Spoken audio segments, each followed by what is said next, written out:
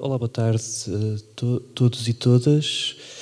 I will start with information. I'm not sure if there is any English audience here, but in case the session will be conducted in Portuguese, so if you need to access our live translation, you can scan the QR code on the corner of the screen.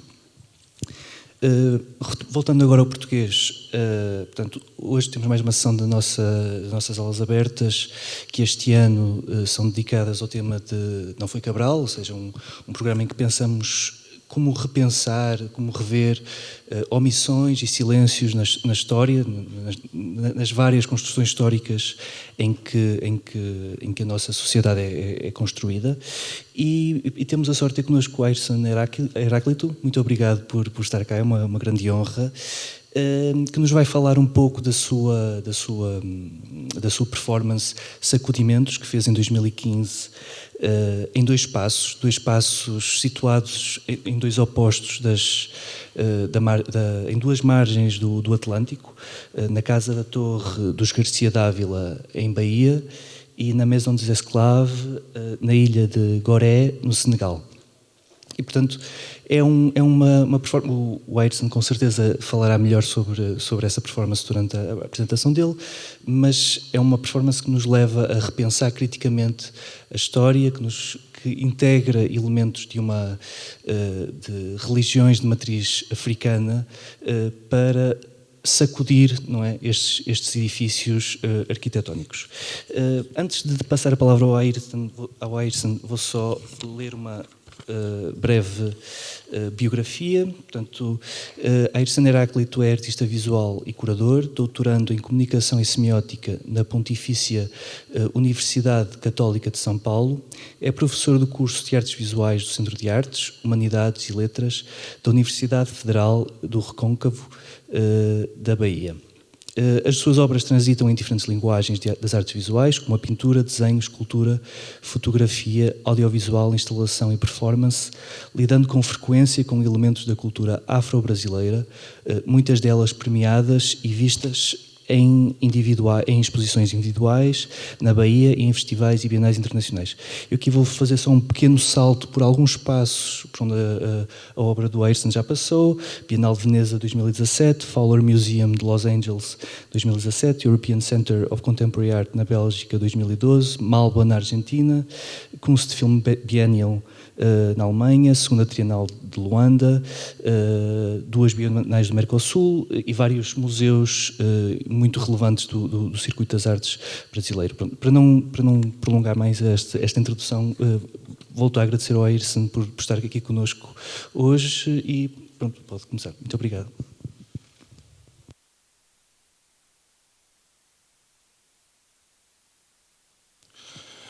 Boa tarde a todos, a todas e a todes. É um prazer imenso estar aqui, né, nesse evento. Queria agradecer muito a Crespo, a Lilian, né, que eu acho que me fizeram o convite, né, para participar, e toda a organização da universidade. Estou sendo muito bem recebido aqui, eu fico muito feliz. Sou um professor da Bahia, né? A Bahia é uma cidade bem importante também, porque foi a primeira capital, né? Então, o Brasil começou pela Bahia, primeira capital do Brasil, e é uma cidade que tem um vínculo muito forte com Portugal, né? Não só a nível arquitetônico, né? Porque o nosso Pelourinho, o nosso bairro antigo lá, é muito semelhante, né, com as ruas do Porto, aqui do bairro antigo do Porto, e bairros como Alfama, lá em Lisboa, né? Então, estar em Portugal e estar nessas cidades é como se estivesse estar de certa forma, em Salvador também. Mas, além disso, né, dessa semelhança arquitetônica e cultural também, né, porque nós também no Brasil, né, em Salvador, nós temos uma influência muito grande da cultura portuguesa, sobretudo na gastronomia, né? Então, nós amamos bacalhau também, né? O bacalhau é o prato, né, mais desejado em datas importantíssimas na na Bahia, como Semana Santa, né, como a Páscoa, e então e não só o bacalhau, como os doces também, né? Só que isso tudo misturou, né? Foi misturado, foi agregado, né? Com a influência afro-indígena, né? Que trouxeram os temperos, trouxeram mais temperos, mais sabores, né? Então a nossa ambrosia lá tem um bocado de especiaria, né? Tem uma mão afro também fazendo a ambrosia. Então tem muita complexidade, que é a complexidade justamente desse mundo atlântico, né? Desse mundo atlântico e como esse mundo atlântico foi construído e foi constituído.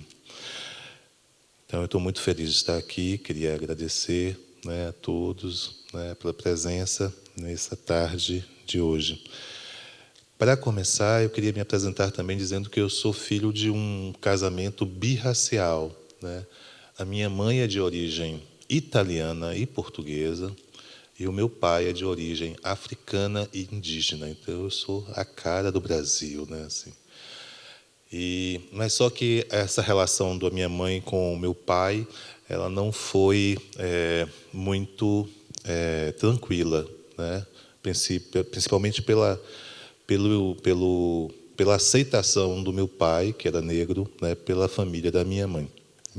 E isso também mostra que não existe democracia racial no Brasil. Mesmo a gente sendo misturado, né, não existe paraíso racial.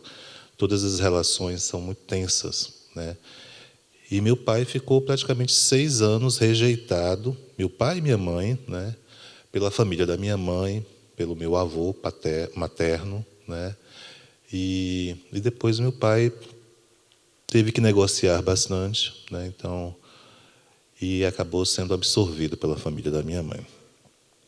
E se tornou uma pessoa importante da família. Mas ele teve que negociar muito e ele teve que se anular muito também. Então, ele também desempreteceu muito, né? Então, ele absorveu muitos valores, né, que eram valores da família branca da minha mãe, né, e deixou alguns valores dele, né, principalmente os vínculos com a espiritualidade dele, em segundo plano, né? Então, o tempo todo foi uma negociação muito forte, né, para que ele pudesse ser aceito. E aí ele teve 6 filhos com a minha mãe e adotaram mais um. Então, é uma família super extensa. E todos nós, né, principalmente, tem uma historiadora que se dedicou ao estudo dos quilombos do Brasil, né, a pesquisar os quilombos do Brasil, e é professora há muito tempo da universidade também, de História da África, né? O meu irmão também é historiador, porque minha mãe também é historiadora. Meu irmão também estudou o que a baiana não tem, né? Só as mulheres negras, as quituteiras, as vendedoras de acarajé, etc., no início do século XX, na Bahia. E eu também virei esse artista, né? Onde eu dediquei, né, praticamente a minha vida para o estudo, né, dessa outra chave que é a chave afro-brasileira, né? Eu estava falando com Pedro, há pouco que eu entrei na universidade em 86 e no mesmo ano eu entrei em um grupo, né, religioso, né, numa casa religiosa no Candomblé. Então foram 2 mundos que se abriram, né, a partir de 86 na minha vida, né? E no Candomblé, né, todo um pensamento, referências para pensar arte, para pensar imagem, para pensar produção de imagem, foi aberto, né? E era um universo que me aproximava muito das referências africanas, né?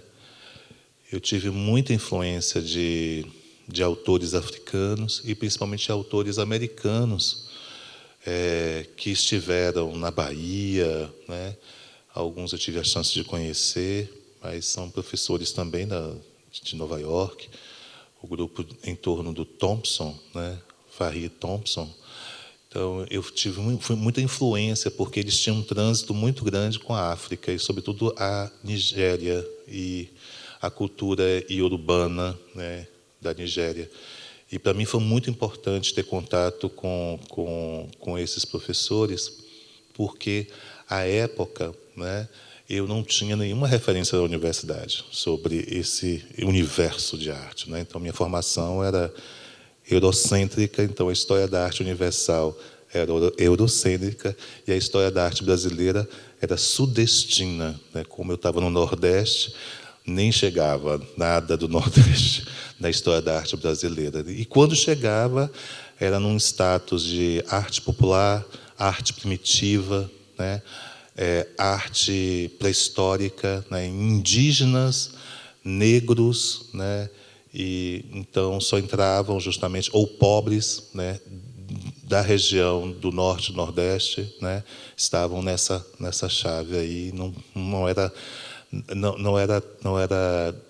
despertava o interesse, sobretudo da historiografia da arte, né, então só despertava o interesse dos museus etnológicos, né, e justamente dos estudos antropológicos. Então, nesse contexto que eu surjo e que eu comecei a organizar o meu pensamento e pensar performance, pensar produção fílmica, pensar produção fotográfica como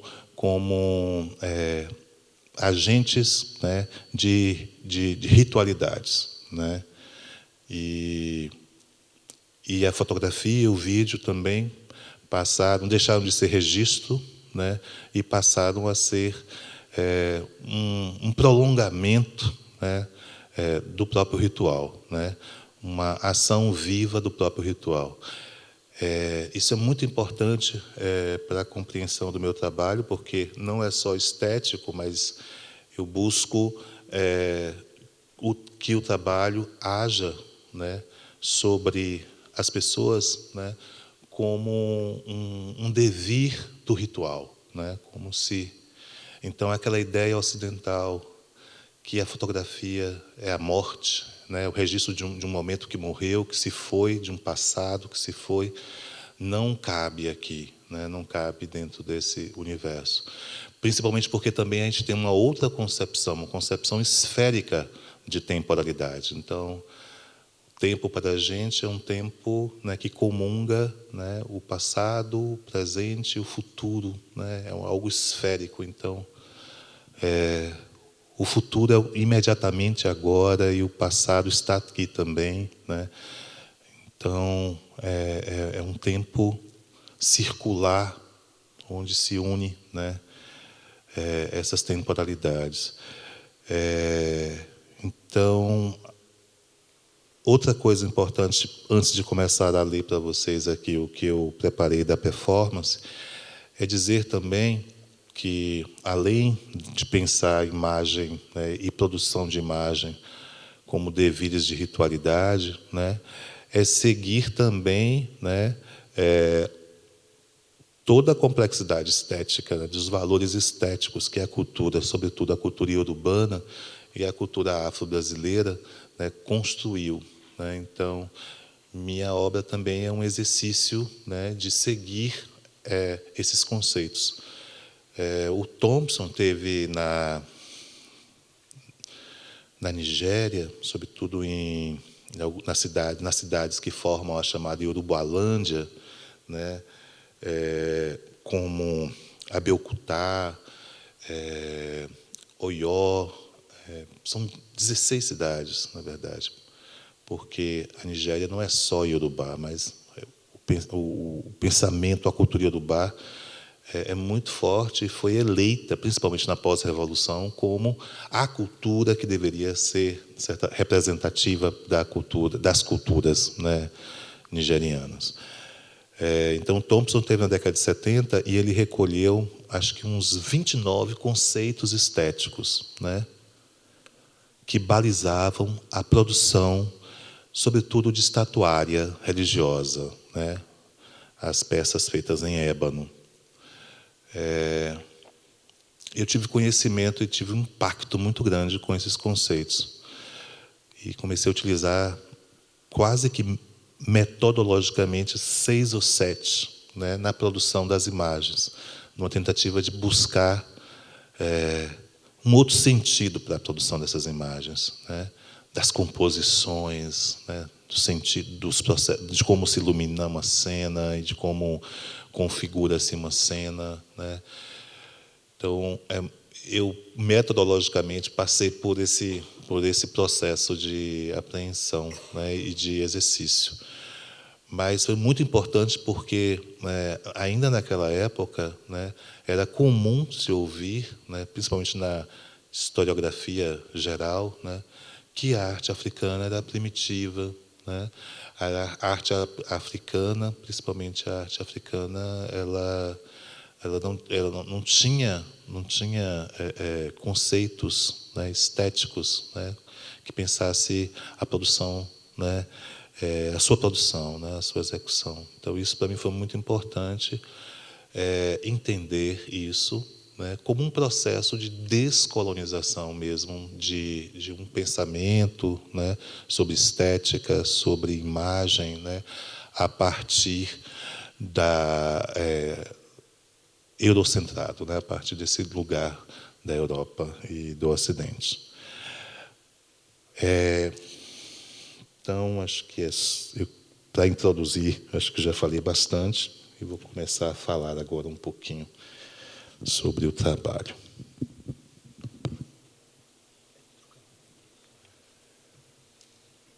Vou botar água aqui, porque tenho medo da água cair no computador.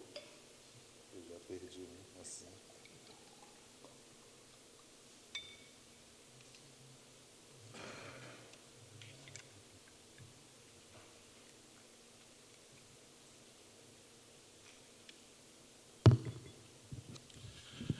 É um texto que eu escrevi, mas eu vou ler para vocês porque eu acho que é meio performático, performativo, né? Mas é um texto que fala um pouco das questões desse trabalho, né? Esse trabalho é um díptico, né? Ele foi feito nas duas margens do Atlântico, né? Na margem brasileira, no Castelo da Torre, do Garcia Dávila, e na margem africana, né? No Senegal, né? Na ilha de Gorée, né? No Senegal, né? Que vocês estão vendo essa foto aí dessa casa, que é a casa dos escravos, a Maison des Esclaves em Gorée. Então, é um trabalho bastante importante para mim, porque eu demorei muito tempo para fazê-lo. Na verdade, os meus projetos eu levo muito tempo para tentar realizar. E também, né, como eu sou também um neófito do candomblé, e como também eu utilizo, né, é lógico, seguindo todo critérios, né, que eu não devasse os segredos sagrados da religião afro-brasileira, né? Então eu sou muito respeitoso, eticamente muito respeitoso em relação a isso, mas muitos das minhas produções partem desses conhecimentos, né? E esse ritual do sacudimento, ela é um ritual do candomblé. Mas, e aí, então, os meus trabalhos, eu preciso de tempo, não só esse tempo cronológico, né, esse tempo da burocracia, de eu conseguir a autorização da instituição de patrimônio para me poder fazer uma performance numa casa como essa, ou na Bahia, né? Tempo de conseguir bolsa, de conseguir financiamento, né, de conseguir uma mínima estrutura de equipe. Além desses tempos todos, né, tem o tempo também espiritual, né? Então, quase todos os meus trabalhos eu tenho que fazer, né, muitas coisas, né, muitos a gente chama de trabalhos, me preparar muito espiritualmente para poder enfrentar o trabalho, porque o trabalho ele não mas ele também não é uma mise-en-scène, né? Ele age, né, energeticamente sobre sobre as forças que estão, né? Então, tem esse comprometimento, né? Esse comprometimento que eu preciso também, né, estar preparado. Eu, por exemplo, sou um artista que faço performance ritual, né? Mas são poucas as minhas performances que têm um repertório, né? Tem performances que eu não consigo fazer 2 vezes por ano, né? Só faço uma vez por ano, devido à sua complexidade, devido o que eu preciso fazer antes e o que eu preciso fazer depois. Então, o regime de visibilidade no meu trabalho não é o que se apresenta, é o que se esconde também, né? Então, a imagem é quase uma ponta de um iceberg, é o que eu consigo negociar para apresentar. Então, o que eu fiz, né, para me preparar e o que eu fiz de fato, né, nem tudo é possível de ser apresentado, né? Nessa casa eu fiquei 11 horas trabalhando com esses 2 sacerdotes também, que são africanos, né, e um fotógrafo, né, e um assistente, né, e o curador da casa, que era um africano, um diretor do espaço, que ficou lá com a gente. Mas foi 11 horas, né, trabalhando. E depois desse tempo, a gente fez uma edição, né, do vídeo, que eu vou mostrar para vocês, e das fotografias, né. O vídeo fica com 7 minutos, mas nem tudo que nós fizemos, né, virou imagem fílmica, né? Foi apresentado como imagem fílmica. Então, só para vocês terem uma ideia que o trabalho tem várias camadas e tem várias complexidades na metodologia de como ele é feito, como ele é pensado.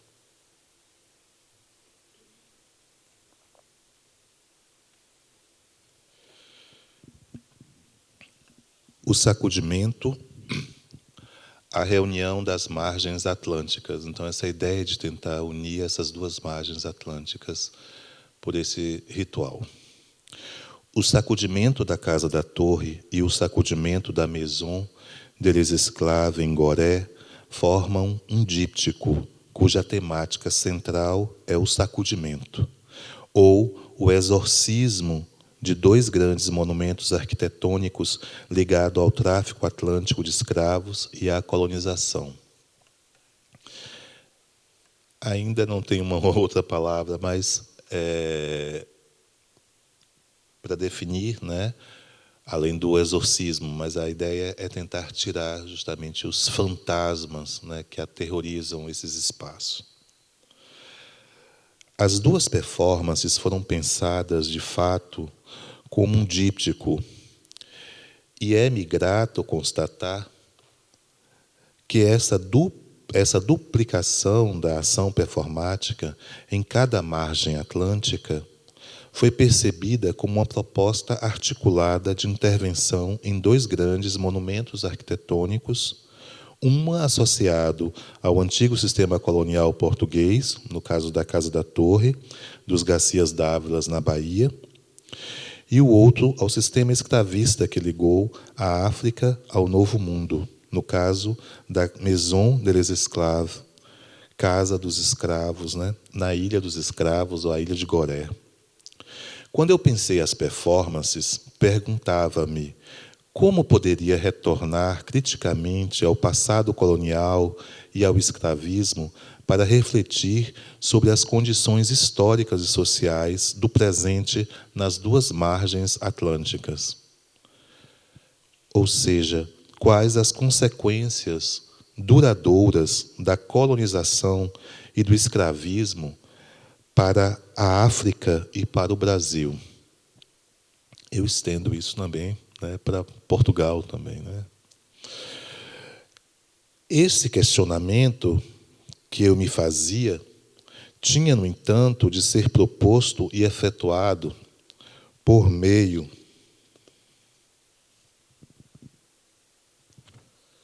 da linguagem artística, né? Essa linguagem poética,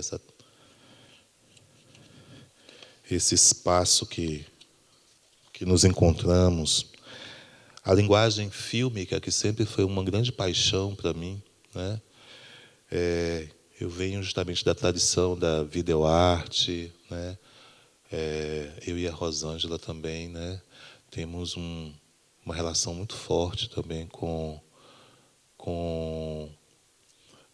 uma instituição, né, no Brasil, que chama Vídeo Brasil, que é o maior festival de arte, mídia, né, fotografia, filme, tudo, né? E do eixo que sempre pensou o sul global, então sempre foi um espaço também da gente apresentar e de ter conhecimento, né, dessas questões sobre a colonialidade.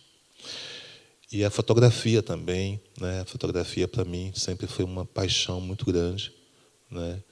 Eu, assim como a Rosângela, sou um artista que usa a fotografia, né? E então não sou considerado aquele fotógrafo como o Sebastião Salgado, mas ao mesmo tempo a fotografia me possibilitou produzir imagens e pensar a imagem, né, a partir também desses conceitos estéticos e urbanos que vão informar a produção dessas imagens. Então, essa imagem aí, a gente poderia ter um outro momento, né? Eu poderia tentar dissecar como eu pensei essa imagem, né? E como eu realizei essa imagem, seguindo justamente esses conceitos estéticos que falam, por exemplo, da iluminação da imagem, né? Da próprio caráter hierático da imagem, né? A pensar a simetria da imagem, pensar o estado da imagem, né? Uma imagem que tem que buscar uma serenidade, né? Que é a mesma serenidade que a humanidade tem que buscar, né? Tem que se apresentar, né? Esse é o conceito tutu, né? Que é essa compostura, né? Compostura e essa serenidade que se apresenta, né? Que os objetos artísticos precisam apresentar, mas também as pessoas, os seres humanos também precisam se apresentar quando eles são exibidos, né? Quando eles são dados a ver, quando eles estão numa situação de espetáculo, né? De apresentação. Os sacudimentos. A prática do sacudimento, realizada todos os dias na cidade da Bahia e no Recôncavo por tantas pessoas ligadas à religião de matrizes africanas, mas não só por elas, tem o objetivo de afastar, sobretudo, eguns do ambiente doméstico. O que são eguns? São mortos que recalcitrantemente permanecem entre os vivos, trazendo-lhe toda a espécie de incômodo ou de infortúnio, né? Então, esses são os eguns, que foram reduzidos, principalmente por uma visão católica, né, de demonização das religiões africanas, como os encostos, né? Então, fulano de tal está com um encosto. O encosto é justamente esse egum, né? Esse espírito de morto que permanece entre os vivos, trazendo toda a espécie, mesmo que ele não queira, né, mas o contato com o espírito do morto, né, isso desencadeia todo um descompensamento, um desequilíbrio, né, das energias. O povo de santo, como são chamados os iniciados do candomblé, vale-se de todos os tipos de folhas quentes, né, que são chamadas folhas gum. O que são essas folhas quentes? São folhas que têm uma energia quente. São folhas que têm uma energia muito quente. E são essas folhas que a gente usa para sacudir ou bater a casa, dando-lhe pancadas com os ramos, né, das folhas, que em maços densos parecem vassouras que lançam para fora do ambiente o egum.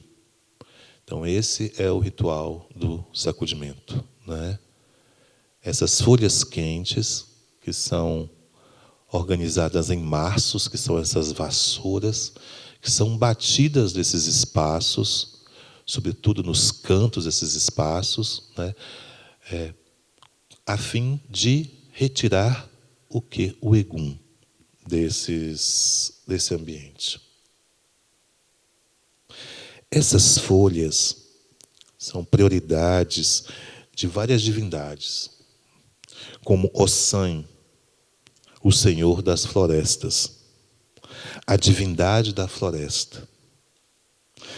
Também estão associadas a outras divindades, como Yansan ou Oiá, que é a Senhora dos Raios e das Tempestades, que exerce grande domínio sobre os eguns. Então, Yansan é uma pessoa fundamental. Ela é uma das divindades que consegue dominar os eguns. Tanto que uma das folhas guns que a gente usa na Bahia para a gente afastar o egum, sacudir um espaço, é o para-raio, que é uma... Não sei se existe o nome dessa... Aqui existe o para-raio? Pois é. É uma folha, uma folha associada a Yansan e é uma folha quente. E ela é fundamental nas práticas dos sacudimentos. A energia que essas folhas dos sacudimentos despreendem quando se batem com elas nos cantos de uma casa é do tipo muito quente, contrária à energia própria dos eguns. E, por essa razão, dispersa-os, debela-os. Então, a energia do egum é fria. Então, é a ideia do calor debelar o frio. Para mim é muito importante essa compreensão, advinda do candomblé, porque reforça também alguns caminhos ocidentais que eu trilhei. Esse pensamento é muito boyesiano, que a gente conhece a obra de Joseph Beuys, é exatamente a luta pelo calor, para acabar com o frio, porque o frio é a morte, é a destruição, é a inércia. E o calor é o movimento e é a vida, é o produtivo, é o que se transforma. E tudo isso está também justamente nessa prática, nesse pensamento afro-brasileiro, afro-baiano. Mas ter-se-ia de perguntar quais são os verdadeiros eguns que nessa Casa da Torre... Vou botar a Casa da Torre aqui para vocês. Que nessa Casa da Torre e na Maison des Esclaves precisam de ser debelados. Para mim, a morte a ser afastada definitivamente de nós, mas com a condição de que, em primeiro lugar, nos recordemos dela, tenhamos consciência dela, de que a tornemos muito presente no nosso próprio presente histórico, é a da história da colonização e da escravização, cujas consequências são atualíssimas em lugares como a Bahia e a África. Se quero sacudir algo, se tenho preeminência de exorcizar algo, é a história, sem sombra de dúvida. É isso que incide a minha ação artística, também a minha reflexão crítica de artista e de cidadão, e de, sobretudo, de homem. Quando me propus sacudir a Casa da Torre dos Garcias Dávila, moveu-me a notícia histórica, ou melhor, o fato histórico, tantas vezes repetidos, das servicias a quem eram submetidos os escravos dessa grande linhagem de senhores proprietários de latifúndios tão extensos que, em seu tempo, era um outro Portugal. A propriedade, gente, cuja casa é esse castelo, é maior do que Portugal. só propriedade dele. A nível territorial, né? Começava na Bahia, né? No município de Mata do São João, e ia até São Luís do Maranhão. Então, essa era a propriedade dessa família dos Garcias Dávila, né? E eles foram violentíssimos e muito importante para a nobreza portuguesa, para a corte portuguesa, porque eles asseguravam muito as divisas, né? Expulsando, e foram muito importantes na luta contra os invasores, sobretudo os holandeses e ingleses, né? Que tentavam invadir o Brasil, né? Então, eles entraram para defender essas divisas do país. Mas foram, né, a tradição dessa família, cujo contato eu tive no final da década de 80, início da década de 90, né, quando eu tive noção de um documento que existe na Torre do Tombo, aqui em Lisboa, que narram, né, os maus tratos, né, que um desses senhores, o Garcia Dávila Pereira de Aragão, né, que é esse Egum, esse fantasma que vai me aterrorizar e me aterroriza até hoje, ele encarna, né, esse ser retrógrado, violento, né, agressivo, imoral, fascista, né, anti tudo que a liberdade, os direitos humanos, né, possa significar. Então, ele, para mim, é esse ser, né, é esse Egum. E nesse documento, que foi um documento que foi produzido numa denúncia, né, ao Santo Ofício contra contra as violências, né, e até que ponto um senhor de escravizados poderia chegar com o sadismo e com a sua falta total de humanidade, né? E esse documento, até hoje, eu tenho andado muito pelas Áfricas, pelas Américas também, né? Tenho viajado muito pelo Caribe, né? E eu nunca consegui encontrar um outro documento que descrevesse em tantos detalhes, né, a violência, né? Então, o que ele fazia com crianças, com mulheres, com seus escravizados, né? Esse documento me aterrorizou, até hoje me aterroriza, né? E aí, a partir daí, eu comecei a fazer uma série de trabalhos. A partir do contato desse documento, é como se minha produção artística, né, tivesse que se comprometer, né, com tudo isso que, de certa forma, até hoje eu faço, né? A luta pelos direitos humanos, né, uma luta antirracista, uma luta pró-liberdade, né? Então, esse documento descreve o que chegava. Então, esse lugar, esse sítio, esse castelo aí, é uma coisa aterrorizante. E até hoje, na própria Bahia, existe um apagamento dessa memória, né? Então, uma família como essa, que chegava a dizimar 600 índios por dia, né, indígenas, né, povos originários, por dia, né, e que levavam ao extremo, né, as torturas que faziam com seus escravizados, né, essa memória, de certa forma, foi apagada, né?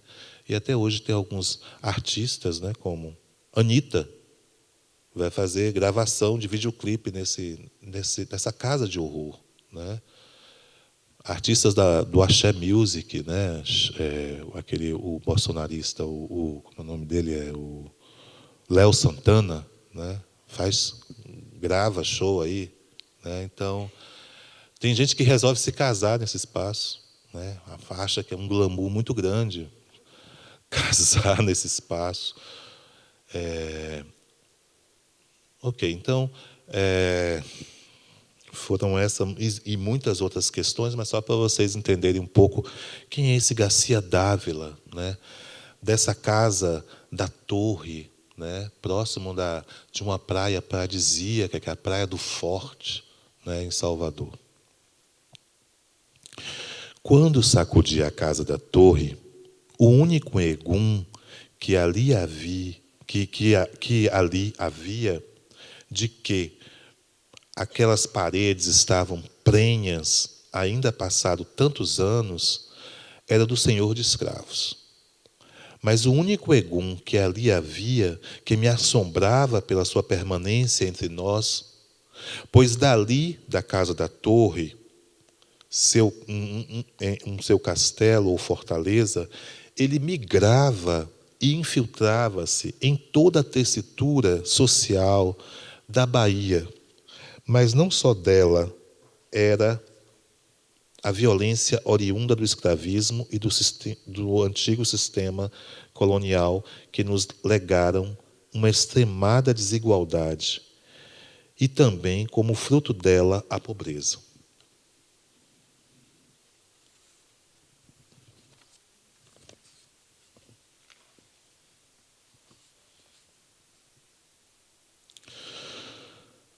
E também aquela que é fruto da pobreza e da desigualdade. É a violência doméstica, que são vítimas mulheres e crianças, sobretudo. Quando sacudi a casa da Torre, queria purgar o nosso passado histórico. Queria sacudir a história, tornando o passado presente pela ação do sacudimento. Se este é uma espécie de exorcismo, ele conjura, em primeiro lugar, o egum.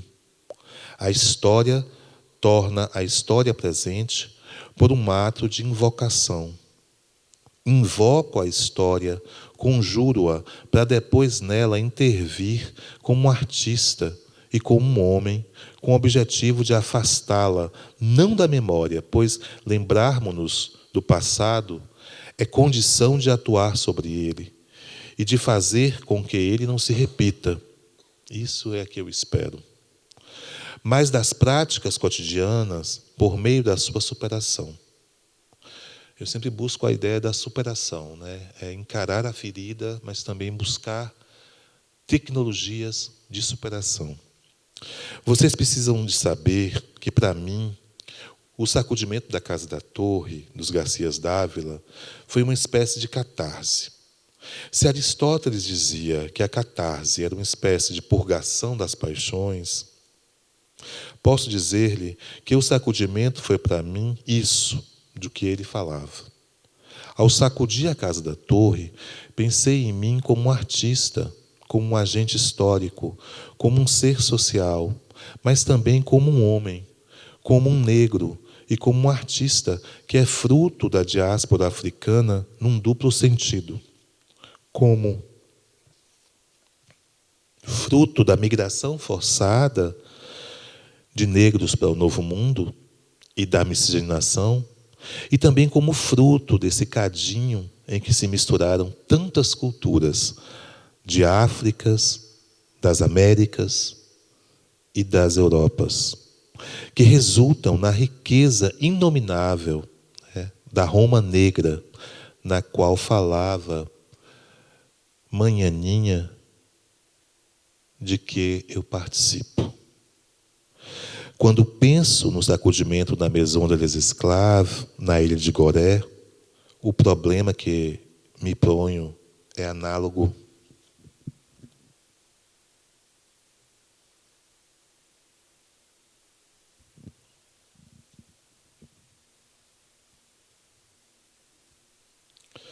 O problema é análogo.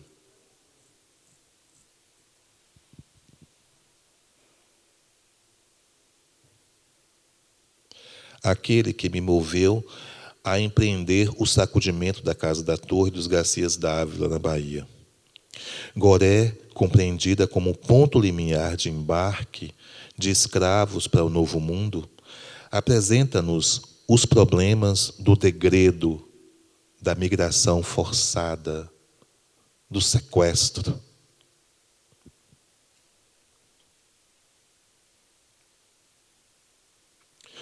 da expoliação da humanidade. A Maison de l'Esclave é uma casa de passagem em que se permanece por um tempo que é determinado por um outrem. Aquele que se apodera da humanidade do escravizado e que decide o seu destino. Goré espanta-me como local de pouso, de passagem, mas para um mundo outro, da outra margem atlântica, em que se vai viver integrado no sistema colonial escravista. E, nesse sentido, o ponto verdadeiramente limiar da Maison é a chamada porta do não-retorno.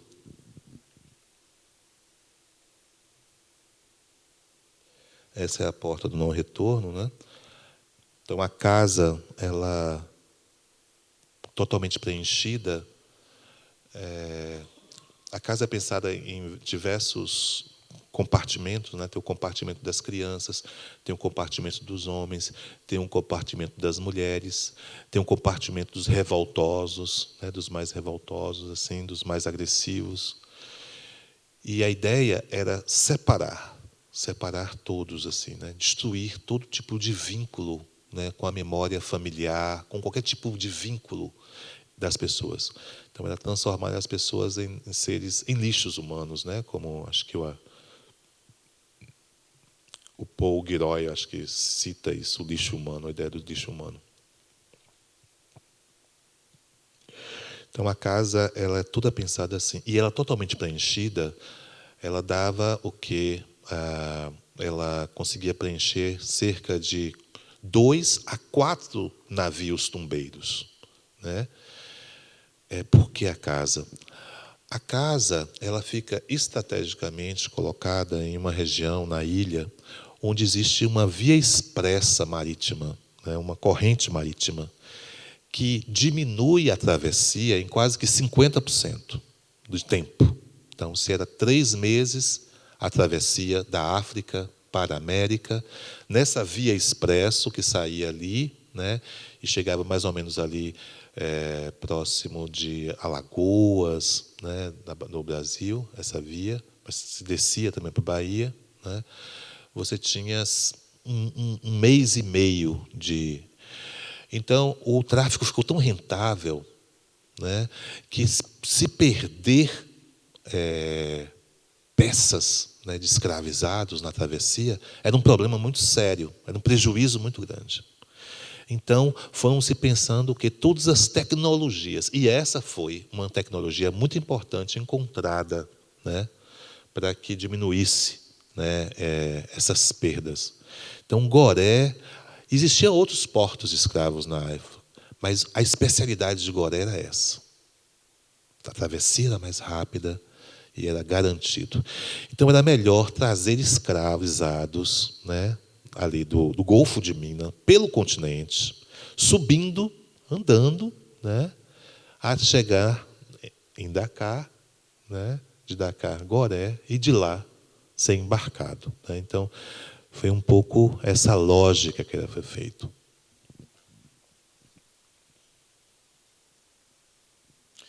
Então, essa porta do não retorno era o local de passagem, né? Porque depois que transportada essa porta, né, toda a condição humana, até então conhecida, integra-se numa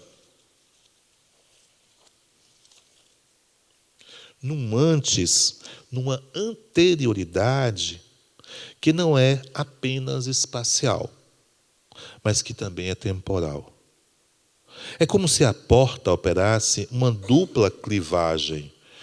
Um antes que cinde o tempo numa etapa anterior à escravização, à migração forçada, à integração ao novo mundo, mas que também cinde o espaço entre aquele que é conhecido da domesticidade dos mundos e aquele outro do exílio do que nos é estrangeiro, e em que teremos que aprender a viver, e com uma palavra que a gente bem conhece, com muita saudade. As casas em que fiz as minhas performances são ambas casas em que os seres humanos perderam por completo suas humanidades, por violência de várias naturezas, mas, sobretudo, simbólica. Isso, sem sombra de dúvida, as une. Nessas casas, eu percebi que existem duas árvores. Fica de frente das casas.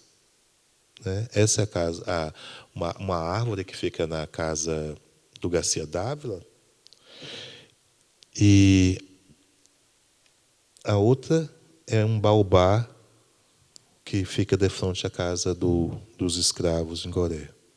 Eu vou falar um pouco das árvores para vocês. Por que as árvores?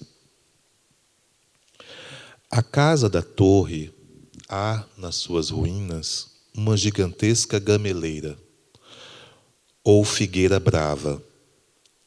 Em Goré, uma grande baobá ou embudeiro. Eu fiz questão de focar essas duas grandes árvores, que são sagradas para o povo de Santo. Ambas estão associadas à ideia de passagem. Pois a gameleira é a árvore que liga a terra ao céu. Em Iorubá, o Aie, a terra. E o Orum, o céu. Enquanto o baobá é a árvore ligada ao orixá Nanã, a morte. E suscita a ideia de limiar e de transposição, sempre involuntária, para uma outra margem da vida. Eu quis explorar a ideia de conexão, de solidariedade, e, ao mesmo tempo, de limite, tornando essas duas árvores como metáforas dessa ideia. A presença dessas duas grandes árvores nas casas em que se realizaram os sacudimentos provocou de imediato em mim uma série de questões. Elas não foram plantadas, mas nasceram simplesmente nesses locais que a colonização e a expoliação e o escravismo marcaram profundamente. A gameleira, essa aí, na casa da torre, para mim, era uma espécie de sinalização para a possibilidade de superação do passado por meio de uma articulação crítica entre o passado a ser superado e o presente em que se dá, pela intervenção artística, política, essa superação. Se a gameleira une dois mundos, Aie e Orum, para mim, unia o passado ao presente, permitindo que, do agora e de onde estou, eu possa intervir na história como artista. A gameleira cresce das ruínas, como o homem supera, pela ação crítica e espiritual, as ruínas que a história nos legou.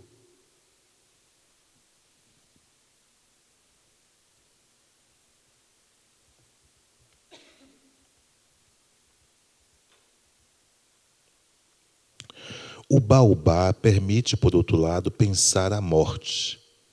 Mas eu penso, no âmbito das performances, como o morrer ocasionado pela história que produz o apagamento. Ao focar as árvores, quero torná-las evidentes.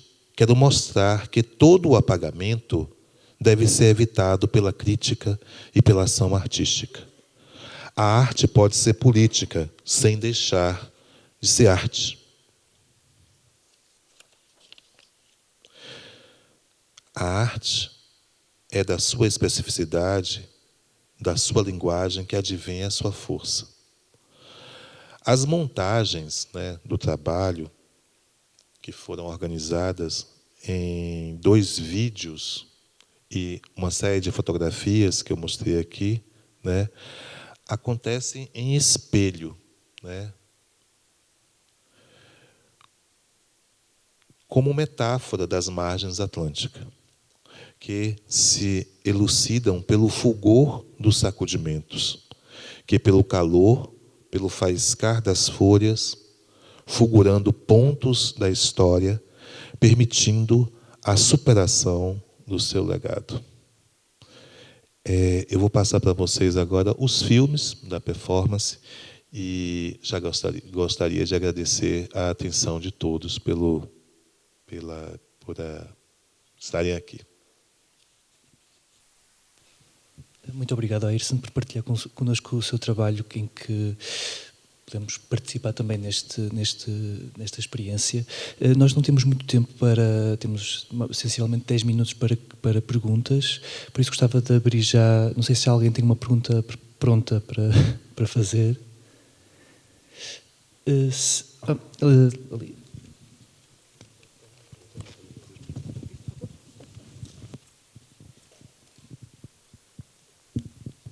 Boa noite.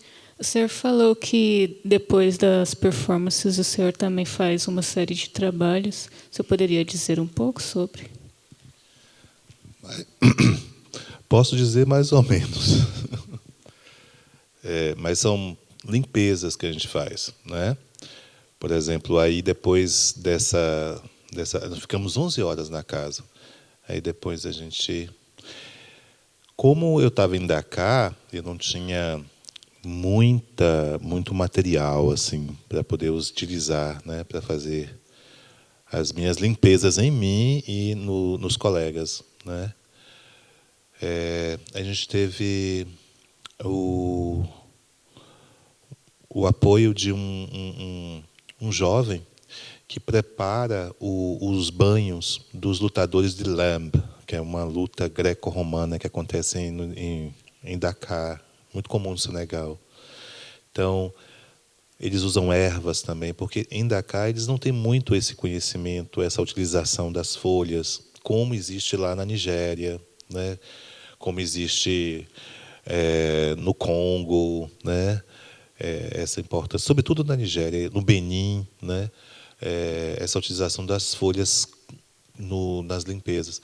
Mas, através desse menino, a gente conseguiu. E aí eu organizei uma série de coisas que a gente tinha que fazer, né? Sobretudo banhos, né? Que pudesse retirar a energia que estava no corpo da gente, né? E também uma série de coisas que reorientasse o nosso equilíbrio espiritual, né? Mas, mesmo assim, dormimos 16 horas depois do trabalho.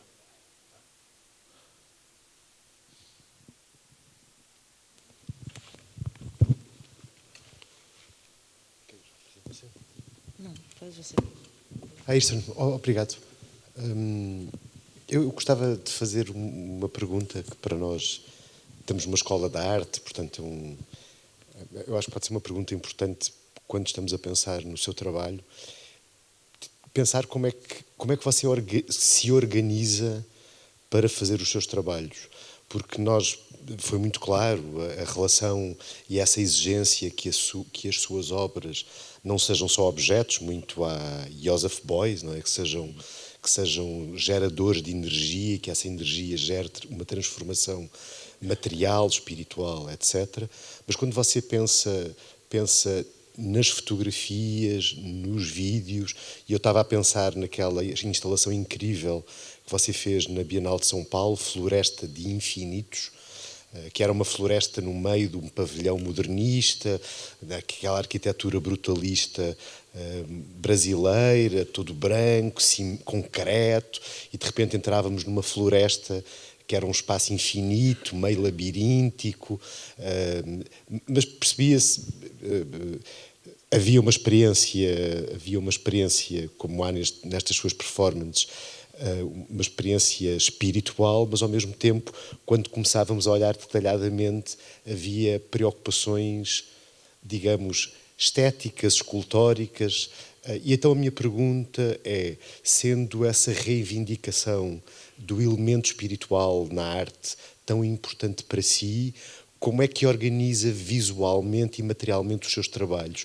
Sacrifica a forma ao efeito espiritual que quer conseguir, ou é essa energia espiritual que dita que dita como é que coloca os personagens nas performances, como é que constrói as suas instalações e por aí fora.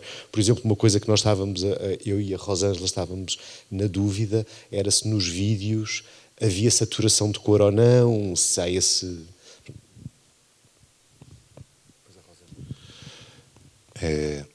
Sim. A organização é justamente isso, é uma negociação, né, não só com as instituições onde essas obras vão ser feitas ou produzidas, né, e exibidas, mas também tem toda uma organização anterior que acontece com consultas de oráculos, né, autorizações, né, negociações também com este mundo, esse mundo tão presente em mim, que é o mundo espiritual, né? E o tempo todo eu preciso consultar, eu preciso ouvir também, porque, para mim, o mais importante é criar um regime de visibilidade, né, que não devasse, né, os segredos, né, dessa própria religião. Então, para mim, isso é a coisa mais importante. Como falar do segredo, do sagrado, sem devassá-lo, né, porque essas culturas foram muito devassadas, sobretudo pelos produtores de imagem,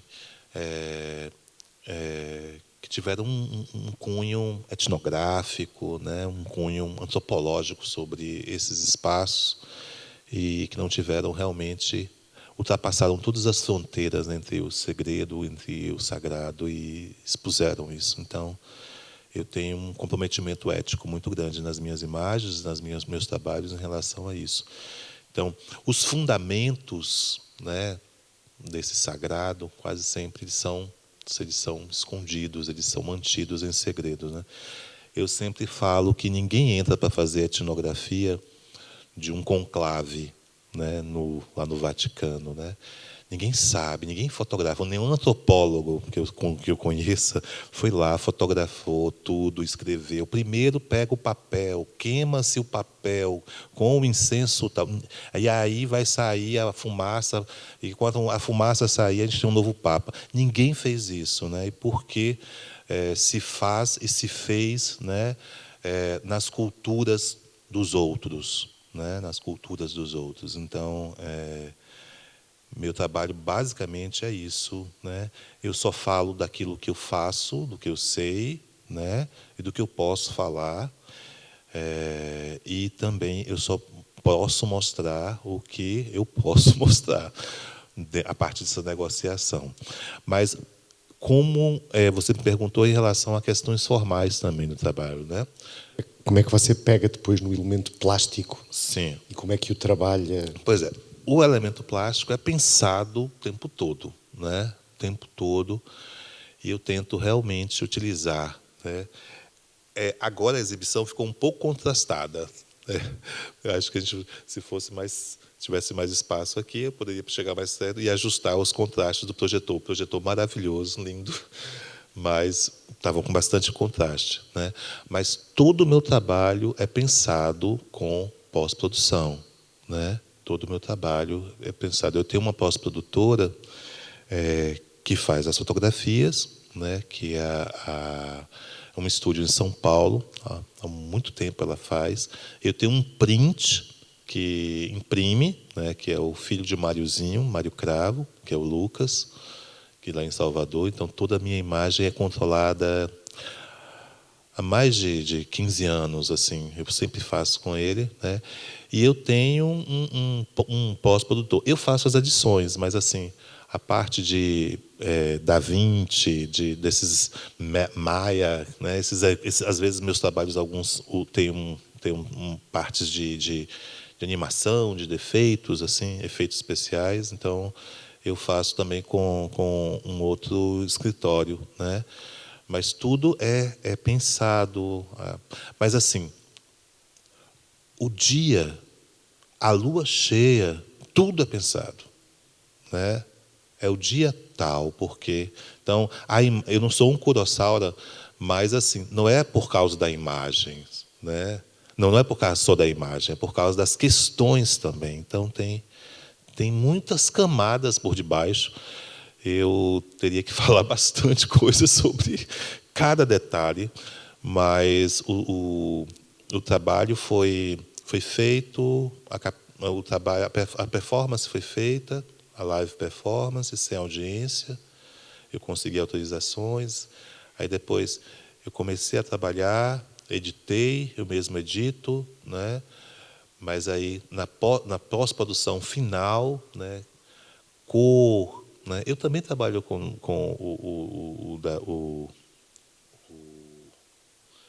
o DaVinci, esses programas. Antigamente eu trabalhava com Color, né? Que era do Final Cut, né? O Color da Final Cut, né? Eu sempre me interessei muito isso, porque eu vim da pintura, então todo o meu trabalho, preocupação também é um pouco pensar a imagem, né, nessa dimensão pictórica, né? Mas a dimensão formal é muito importante. E eu penso também, uma coisa importante é que eu penso a arte como um amuleto. Eu tenho que criar uma forma em que um certo encantamento esteja em contínuo, toda vez que as pessoas tenham um contato com isso, né? As esculturas, as pinturas, as fotografias, os filmes também, as instalações, né? Então, ao entrar numa instalação, eu quero te pegar pelo encanto, né? Pelo mágico, que a gente chama de axé, né? Pelo axé, pela energia que aquilo, né, possa despertar. Tem na tradição iorubana uma tradição literária que são as poesias sagradas, que a gente chama de oriki. Quando você lê um oriki e quando você ouve um oriki, né, você não tem apenas uma compreensão científica sobre o significado, né, você não decompõe aquilo, mas você tem o quê? Aquele oriki age sobre você, né? Ori quer dizer cabeça e ki quer dizer força. Então, aquele oriki age, né, fortificando a sua cabeça. Então, é isso que eu persigo com a minha arte. É que minha arte possa ter dentro dela, né, e aí muda. Deixa de ser um espectador, apenas um fruidor, e passa a ser uma pessoa que está estabelecendo uma relação quase que iniciática com aquele universo e com aquela energia. É uma energia boa, né? Positiva, é o axé, é uma coisa para fortificar as pessoas, né? É lógico, isso da minha cultura, mas cada vez mais essa energia está alcançando, né, outros espaços, e as pessoas me perguntam, mas tem uma coisa meio mágica aí, tem um encantamento, eu cheguei assim. É exatamente isso, essa ideia dessa imersão nesse universo do axé, que eu persigo, né, utilizando, né, todos os meus recursos possíveis, mas a ideia de colocar algo dentro, né, colocar algo que as pessoas não vejam, mas que aquilo reverbere. Então, uma escultura não é só um monte de aço, é o que ela te comunica quando você vê, né? Como se fosse o meu trabalho todo um oriki visual, né? Uma palavra de força, uma palavra para melhorar a sua cabeça, a sua potência, né? No caso de quem tem o contato com elas. Quer perguntar alguma coisa outra? Senão eu pergunto. Na verdade, não é uma pergunta. Eu vou te pedir uma autorização, na verdade, para ver. Você vai confirmar se o que eu sinto quando eu vejo o vídeo se é legítimo, se eu posso interpretar dessa forma ou não. Mas antes de fazer a pergunta, eu me lembrei da sua exposição na Pinacoteca, só para completar a história da questão da magia, porque uma coisa impressionante, quando eu vi vários trabalhos seus reunidos, e além da questão da magia estar na visualidade, ela está no olfato, que é uma coisa que aqui, infelizmente, a gente não podemos perceber. Mas a cor, que você comentou bem, né, que você veio da pintura, o uso, né, do dendê, que tem essa cor fabulosa, a cor do ouro, né? Eu conheci seu trabalho pelo Mãos de Epô, muitos anos atrás, né? E eu tenho até hoje o prêmio que eu recebi feito por você. Pois é, adorei fazer. Mas era muito impressionante ver como o espaço fica imantado pelo perfume do Dendê. E é muito poderoso isso, né? Quer dizer, você vê que você não sai dali igual. Você sai com uma sensação de que, de fato, você tem algo que, né, que fica impregnado, você sai impregnado, né, daquilo. Mas, na verdade, o que eu ia perguntar, porque quando a primeira vez que eu vi gente, como é que chama os vídeos, os sacudimentos, e agora eu acho que porque está numa situação com mais tranquilidade na sala, né? sem barulho, sem ruído, eu me lembro que eu saí com uma sensação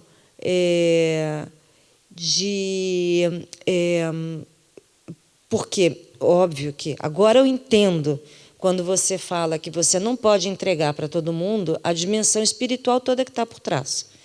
Porque eu, como espectadora, que não tenho a formação, né, que não tenho conhecimento, não fui introduzida em nenhuma, uma vez ou outra, né, na religião de alguma religião de matriz africana, eu faço uma transposição para aquilo que eu posso, que é a minha tradição, né, católica, né? E é curioso porque há uma diferença muito grande nos dois vídeos, que é a questão do som. E o brasileiro tem essa coisa, a presença da cigarra, que é um lamento, né? E eu que sou mineira, eu ouvia muito cigarra, né? Aquilo é muito presente da minha infância. E os pássaros que parecem que são crianças que gemem, né? E tem uma coisa que, quando você vai fazendo o sacudimento, você tem... eu enxergo um perdão. Então, assim, tipo, eu te perdoo. É quase como se você falasse 1000 vezes, eu te perdoo, eu te perdoo. A cada vez que você sacode, você perdoa um pouco mais, perdoa um pouco mais. Eu não sei se eu tenho autorização para pensar assim. Essa é a pergunta para você, porque como eu uso as ferramentas que eu tenho para ler, né? Para ver e ler, entender. Mas como eu consigo alcançar um pouco da dimensão mágica ou mística da coisa, trazendo a bagagem que eu tenho, né? E como eu gosto e como eu sou pela manutenção, pela preservação do pouco que a gente tem da memória, por pior que ela seja perdoada, né? Eu acho que é isso que eu gosto. Não sei se me autoriza a fazer esse sincretismo. Obrigado. Eu acho que não sei se é um perdão, né? Eu penso sempre na ideia da superação. Eu estou superando, eu não sou refém da história, né? Existe tecnologias de superação, né? Eu não estou... Porque acho que, assim como o apagamento, a morte, né, para a história, né, é tão violenta, existe também a ideia da inércia, né, da inércia de estar parado, né, da paralisia da culpa, né? Então, estou pensando muito Paul Gilroy hoje. Essa história do Atlântico Negro, da paralisia da culpa, né? Então, tipo assim, nós que estamos no presente, a gente tem que agir sobre isso, né, de uma forma ativa, né? E nunca deixar a paralisia da culpa, né, acabar com a busca pela superação, né? Pela superação, o enfrentamento da crise, da história, mas a busca por uma superação. E como todo esse universo é um universo de cura, né? A gente está buscando todas essas tecnologias, são tecnologias de cura, né? A gente entende essa cura também como uma forma de você superar e de você, a partir daí, né, você pensar, né, em outras questões, né, e você se transformar, né, com esses novos pensamentos que acontecem. Mas todas as tecnologias de cuidado, né, e de cura, elas têm essa função, né, de agir. Eu tenho vários trabalhos feitos sobre o mito da questão da doença. Eu desenvolvi, inclusive, muito na pandemia, né? Uma divindade, que é o Molu, né, que é a divindade das doenças e da cura, né? E ele é um filho adotivo porque ele nasceu todo cheio de varíola, né, de doenças. E a mãe não sabia como cuidar. E aí a mãe oferece a uma grande mãe cuidadora, né, que é Iemanjá. E Iemanjá lava, né, pega o filho, adota o filho e lava com as suas águas, né, mágicas, porque elas são salinizadas, e cura todas as feridas do filho. E é aí que ela se torna a mãe criadora de Omulu.